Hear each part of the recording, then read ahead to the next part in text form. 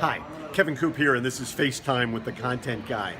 So I'm in New York City, and one of the things I'm doing is I'm attending the GMDC Retail Tomorrow conference, which I went to the first one out in Silicon Valley earlier this year. It was terrific, and this one promises to be just as good. In fact, one of the things we're doing is Tom Furphy and I are doing our Innovation Conversation podcast live from there, and that's going to drop in about 2 weeks.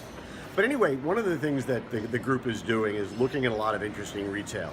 And one of the things we did is we came up the Columbus Circle to the Time Warner Center, and we're looking at a lot of different retail outlets here. And one of the things we're looking at is Amazon Books. And it's interesting because, Amazon Books is on the third floor, and there's an enormous and very successful Whole Foods in the basement. It's kind of odd to realize they're owned by the same company.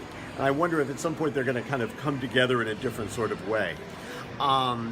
It's interesting about the Columbus Circle Center because it's not really New York. It actually feels more like Vegas.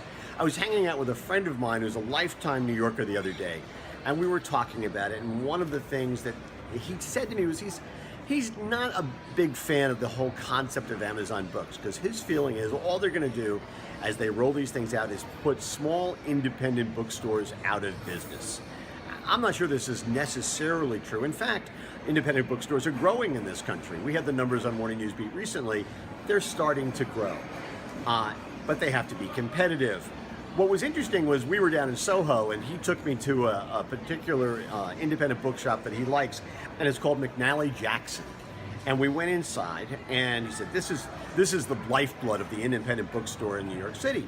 Great point. But we went into the store, and one of the things he was looking for was a copy of The Four, the book that Tom and I talked about yesterday in our innovation conversation, and couldn't find it. Couldn't find it anywhere. Went up to the desk, and a very nice young woman said, "Oh no," she looked it up. She said, "It's in the business section. Would you like me to take you to the business section?" Okay, sure, it was downstairs. So she walked us down. That's certainly not going to happen probably in most places. When we got there, though, it's interesting. We're looking at the business section, and we couldn't find the book. Because, all you could see were the spines, and it was hard to tell. It was all very cluttered.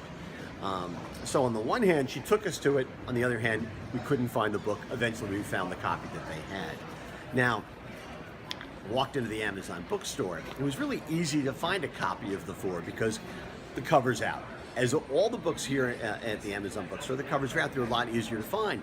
The other interesting thing is they're almost sold out. The book only came out on Tuesday, and they've got one copy left. It's interesting. Independent bookstores, I hope they're all going to succeed. But in the case, if you go to a bookshelf and you're looking for a specific book in that section and you can't find it, that's a problem.